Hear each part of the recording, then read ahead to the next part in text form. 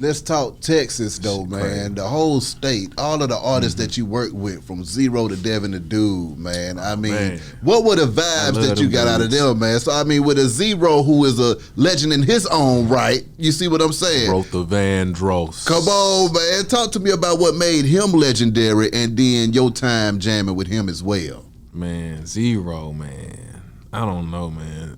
He's a special dude, man, because sometimes Zero can be scary, man, because he'll sit there and he won't say nothing to your ass. He'll have that mean mug on your motherfucking ass, and then he'll just bust out laughing at something crazy, and we just be mad.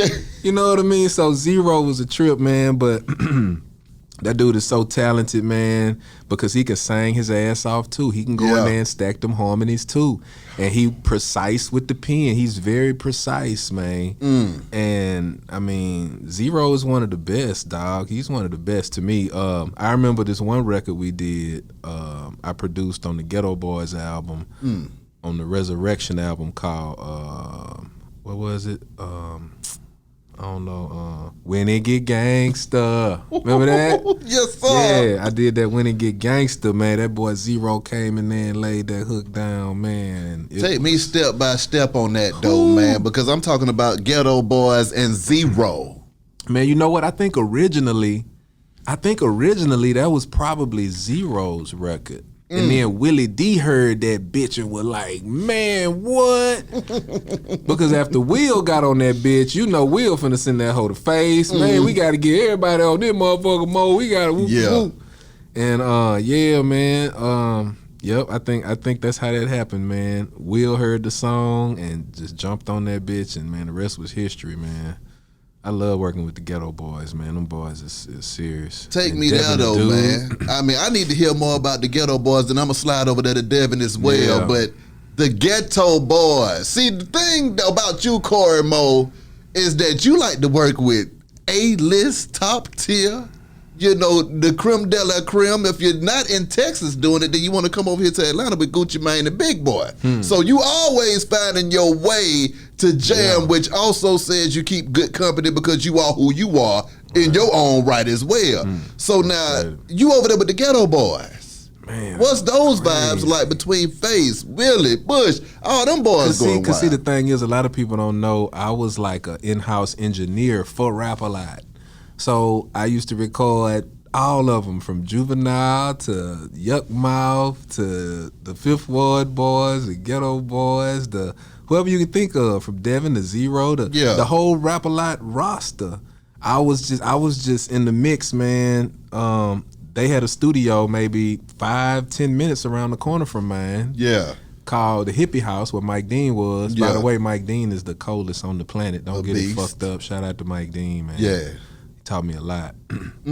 But I used to go over there and fuck with Mike Dean, and I just end up just kicking it with everybody, man. Like even on that one record I did with Devin, I'm rapping on a record with Devin. I forgot the name of it. It always slipped my mind. But anyway, I just happened to be there, and Devin was like, "Hey Mo, you want to get on this song?" Yeah. And I'm like, "Shit, why not?" You know what I'm saying? I jump in the booth and do my verse. I wanted to redo the verse. I'm like, "Man, I don't like that verse." Devin like, "Man, you keeping that bitch just like that. Get out of the booth." My God. It made me keep that motherfucking song like that, and that bitch is classic. I think it's what's the name of that shit? Don't something. I forgot, man. It's so long ago. But anyway, Google Devin the Dude featuring Cory Mo, and that shit'll come up, man. Oh, I think it's Don't Fight Another Crime or some shit. Is that it? Go Fight Some Other Crime. I think that's the name.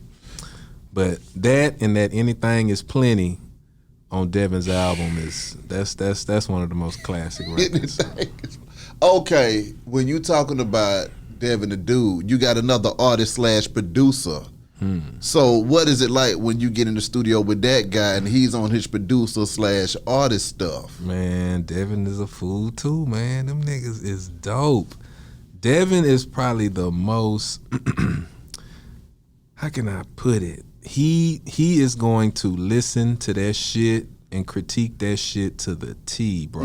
He's gonna hear every hiccup, every noise, every sound. He's going to, because he's like that nigga get in the booth and he just be dancing around.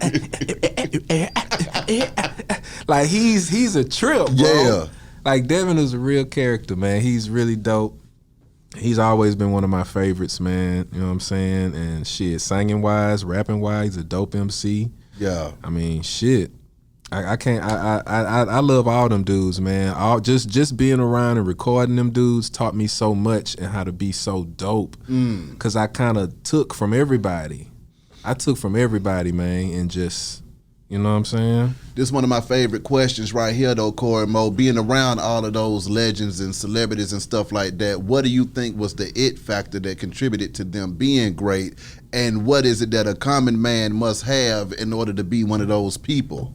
Man, you have to be consistent and you have to be yourself. If you're not consistent, man, it's you tripping. Yeah. You gotta be all the way focused on your craft or you will get left behind. It's too much, you know what I'm saying? Because people's minds is just moving so quick. You gotta literally drop a record every month these days just to be relevant, man. Yeah. You already know the content you put out. You gotta keep putting that content every out. day. So imagine if you're an artist and you putting out a record once every 2 years or something. Please. You see what I'm saying? It's over with. So you just gotta be consistent, man, and focus, and pretty much just keep the Lord first on everything, man. I know that's right. Straight up. Rap a lot. Getting over there as the in-house engineer and stuff like that. How the hell did that come about? Man, I don't even know. Well, I was so cool with Jay. Okay, so Jay Prince, I went to church with Jay. So That's crazy. I've been knowing Jay Prince since, man, I had to be 15, 16 years old, knowing facing all them boys, man. So I went to church with Jay. He used to sit behind me, and you know what I'm saying? We just used to be cool. Yeah. He ended up renting my studio out to record one of Maya's albums. And paid me and my brother months, bought months of studio time from us. You know what I mean? And I would just always be around, and whenever they needed extra engineers, I would always be on call. Hey man, let's get Cory Mo over here and do this. Hey man, Cory Mo, man, you available, man? I got such and such, whoop de whoop. And I would just make myself available. Yeah. You know what I'm saying? All the time for everybody. So, you know what I'm saying? I think that's probably what started it. Were you ever able to peek some game from that boy Jay Prince? Oh yeah, man. He's serious business. I'll never forget when he came to Atlanta and seen me. I think it was shortly after Pimp Pass, I moved out here to Atlanta. And maybe a few months later, Jay Prince came out here. He was doing something, and I seen him at the club. Yeah. And he was like, man, it's good to see you, and blah, blah, blah. And he was like, man, I'm glad you moved out here, and you know what I mean, you spread your wings, but look here. Keep that funky shit alive. He say, don't you ever stop doing that funky shit. Exactly. Say, I know you out here, but you better keep doing that funky shit. I was Come like, on. yes, sir.